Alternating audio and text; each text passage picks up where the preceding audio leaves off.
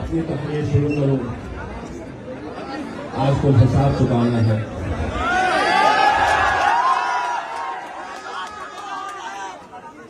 मैं ज्यादा देर तक अपने जहन में बात रखता नहीं हूं। पिछले बार बिहार गया था और बिहार जाते वक्त एक सभा थी ऐसी ही इलेक्शन की। वहां पर मुझे गाड़ी में किसी ने बताया कि बिहार का मुख्यमंत्री, उत्तर प्रदेश का मुख्यमंत्री, माफ करिएगा, यूपी का मुख्यमंत्री योगी आदित्यनाथ ने एक दिन पहले मुसलमानों के ताल्लुक से एक बयान दिया था और उसमें ये कहा था कि मुसलमानों ने कटोरा उठा के ये पाकिस्तान चले जाओ। बस वैसे ही गाड़ी के अंदर किसी ने मुझे ये सुनाया और मैं सभा के लिए चला गया और वहां जाने के बाद सबसे पहले मैंने यही बात कही कि तकरीर शुरू करने से पहले उसका हिसाब चुकाया जाए। और मैंने क्या कहा था,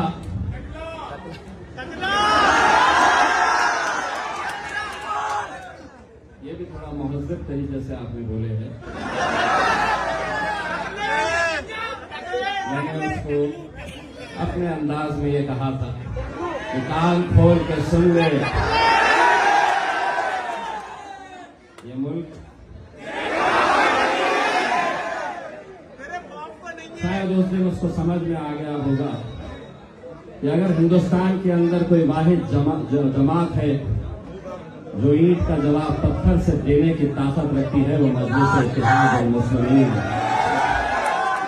जिस जबान में तुम बात करेंगे उसी जबान के अंदर तुम्हें जवाब दिया जाएगा। वो उसका हिसाब था, आज शक्ति कपूर का हिसाब दिया जाएगा। उन्होंने किसी ने उनसे कहा, किसी ने उनसे कहा इम्तियाज जलील आपके बारे में ये कह रहा था कि आम आदमी पार्टी को वोट देने का मतलब ये है कि आरएसएस को वोट देने के बराबर है। तो उन्होंने बड़े ही तंजिया लहजे में जवाब देते हुए ये कहा कि किसके बारे में बात कर रहे हैं, वो तो हार चुके हैं। मैं आपको एक बात बताना चाहता हूं अमानत भाई, अल्लाह को तकब्बुर पसंद नहीं है। और अगर आपका ईमान के ऊपर यकीन है तो एक बात ये भी समझ लीजिएगा कि तुम इज्जत इज्जत का और जिल्लत का देने वाला खुदा है। शायद आपको इस बात का भी अंदाजा हुआ होगा कि जिस दिन मैं हारा था उस दिन जीतने वालों से ज्यादा चर्चे इस हारने वाले के चर्चे। ठीक है, गिरे हैं, फिर उठेंगे, फिर लड़ेंगे, फिर जीतेंगे। एक बात आपने ये भी सुनी होगी, गिरते हैं शह सवार ही मैदान जंग में,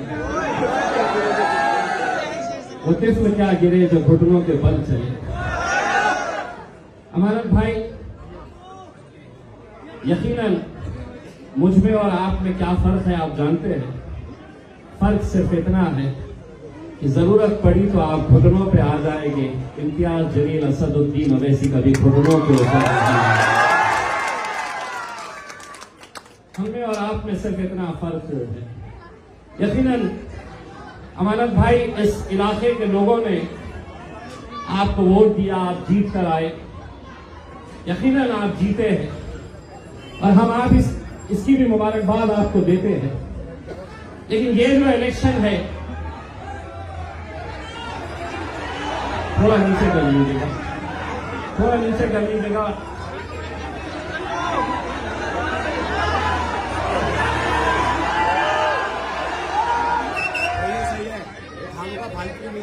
इससे एक बात तो साबित होती है कि मेरा चेहरा शक्ति कपूर के जैसा नहीं है।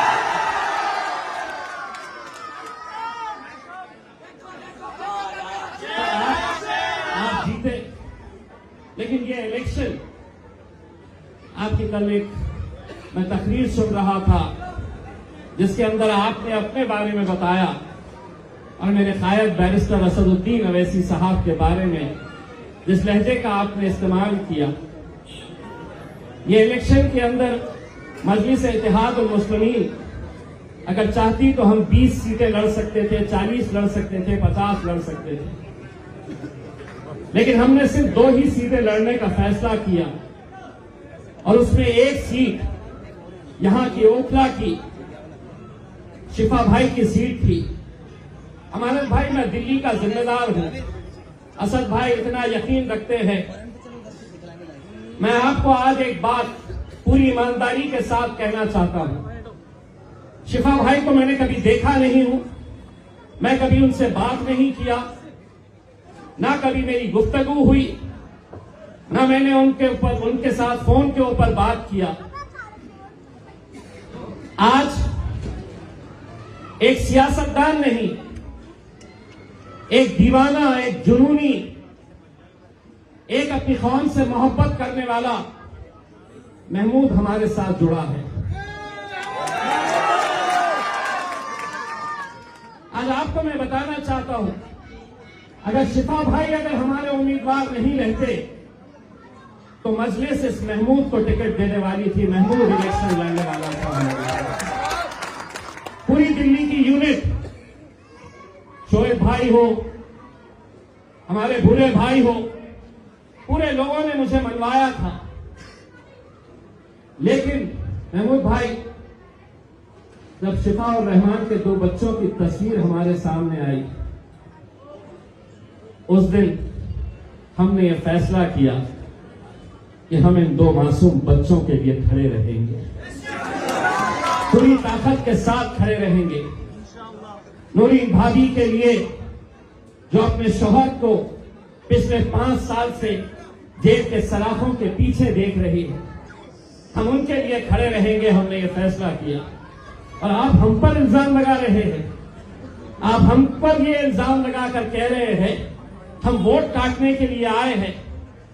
तो अमानत भाई, एक बात ये भी आप अच्छी तरह से सुन ले, अगर आप आम आदमी पार्टी के अंदर रहते या किसी और पार्टी के अंदर रहते और बिना वजह आपके ऊपर यूएपीए लगाया गया होता तो यकीन मानिए हम पार्टी को दरकिनार करते, आपके खिलाफ भी उम्मीदवार हम खड़ा नहीं करते,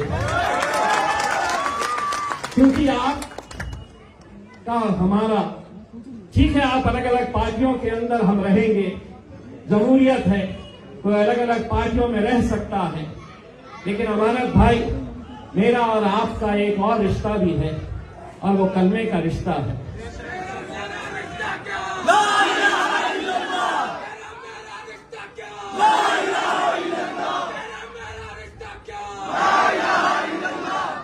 आपने बड़े अकड़ के लिए बात कही कि कौन इम्तियाज जलील। जब आप केजरीवाल जिंदाबाद के नारे लगा रहे थे, ये वही इम्तियाज जलील अपने आका मोहम्मद मुस्तफा सल्लल्लाहु अलैहि वसल्लम के खिलाफ जब गुस्ताखी हो रही थी तो आपकी पार्टी इस मुद्दे के ऊपर रास्ते पर नहीं आई थी। हमने हिंदुस्तान की तारीख के अंदर इतनी बड़ी रैली निकाली नहीं गई थी। जब आप अरविंद केजरीवाल जिंदाबाद के नारे लगा रहे थे तो मैं लब्बैक की आवाज दिया तो हजारों की तादाद के अंदर उस सरजमीन के ऊपर जहां पर शिवसेना और भारतीय जनता पार्टी की हुकूमत है, तुम अपने मालिक के लिए नारे लगा रहे थे और हम नारे तकबीर अल्लाहू अकबर कहकर रास्तों के ऊपर निकले थे। ये फर्क है हम में और तुम में।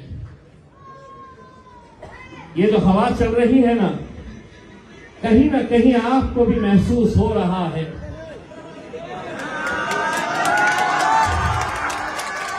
कहीं ना कहीं आपको भी ये डर सता रहा है कि रुख बदल रही है हवा। देखिए, बहन है जो कांग्रेस पार्टी के उम्मीदवार है, उनका भी एक बयान सुना कि शिफा भाई मेरे भाई जैसे हैं, नूरीन भाभी से मेरे बहुत अच्छे रिश्ते हैं, लेकिन MIM जो आई है वो वोट काटने के लिए मेरी बहन, भाई बहन के रिश्ते को अगर सही मानों में आप समझती है तो जिस तरह महमूद हमारे साथ आया है, आप भी ऐलान कर दीजिएगा, आप भी ऐलान कर दीजिएगा। इलेक्शन आएंगे, इलेक्शन जाएंगे, कोई हारेगा कोई जीतेगा, लेकिन बहन हिंदुस्तान के अंदर मिसाल कायम कर दीजिएगा कि एक बहन अपने भाई के लिए कुर्सी को ठोकर मार सकती है। आ जाइए, मैं आपको भी दावत दे रहा हूं। जिस तरह ये यहां की आवाम ने आज तय किया है कि हमने इतने साल सबको आजमाया है, लेकिन इस बार मजलिस इत्तेहादुल मुस्लिमीन को इस वजह से आप साथ दे रहे हैं क्योंकि हमने एक मजलूम इंसान जो जेल के अंदर कैद है, उसकी बेल नहीं हो रही, सुनवाई नहीं होती, कानून क्या अलग अलग बना हुआ है इस देश के अंदर। हम ये सवाल नरेंद्र मोदी से पूछना चाहते हैं, अमित शाह से पूछना चाहते हैं, कितने साल तक तुम एक इंसान को जेल के अंदर कैद रखेंगे? अगर दोषी है तो बताओ, लेकिन आज तो सिर्फ एक आरोप लगा हुआ है, आरोप के ऊपर इतना बवाल मचा हुआ है। मचाने वाले कौन है?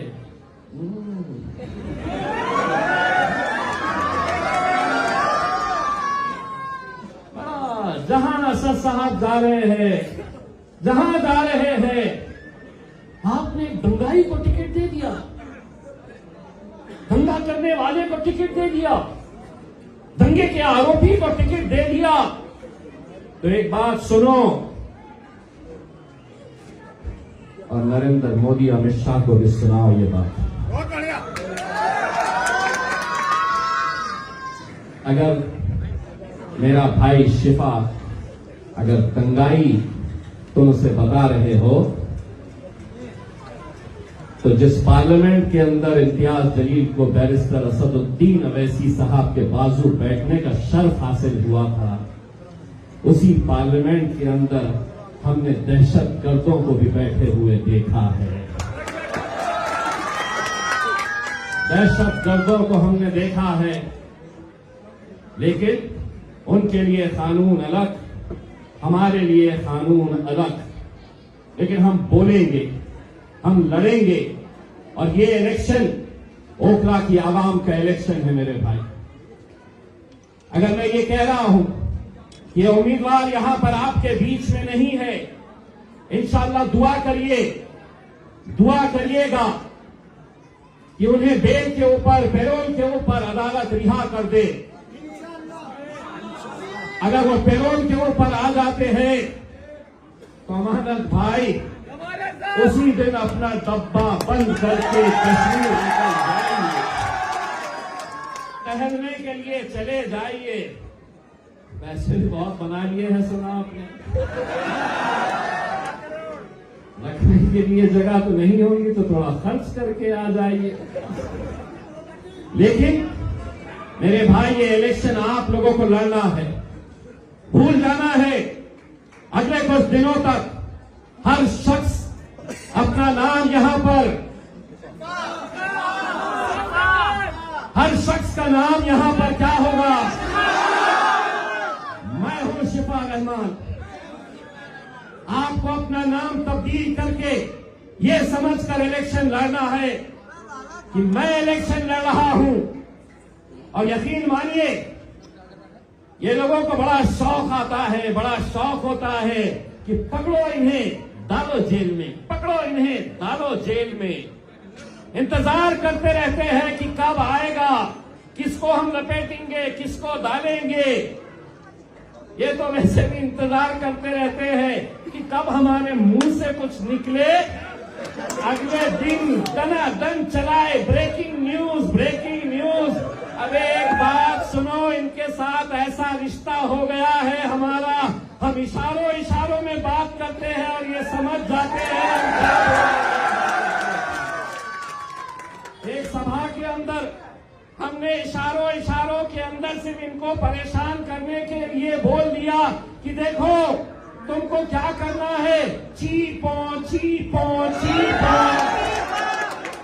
पूरी रात भर वहां की पुलिस और मीडिया वाले रिवाइंड कर करके देख रहे चीपों का मतलब क्या है, चीपों का मतलब क्या है।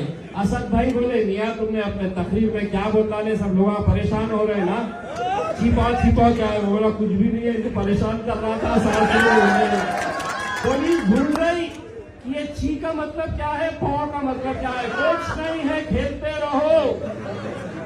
हमको इशारों में जो भी बोलना है, क्योंकि हम अब आधा बोलते हैं, आधा ये बोलते हैं। जैसा हमने शुरुआत के अंदर बोले, अगर इम्तियाज जलील को इन्हें डालना है तो ये बोल सकते हैं कि उसने है तो अमित शाह को और नरेंद्र मोदी को बोला कि ये मुल्क तुम्हारे।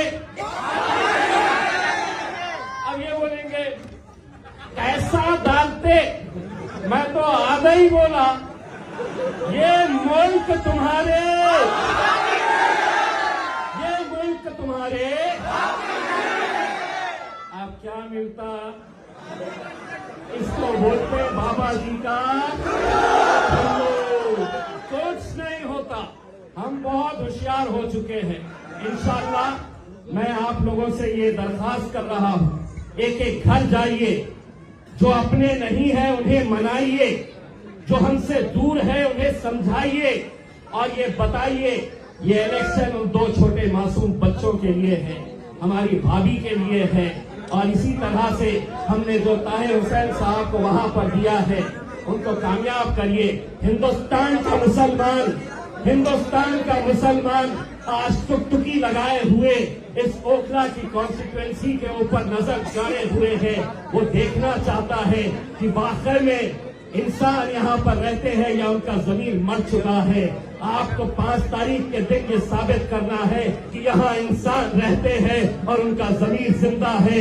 नारे तकबीर, नारे तकबीर, नारे तकबीर। इंशाअल्लाह 2 दिन के बाद शेर फिर आएगा यहाँ पर।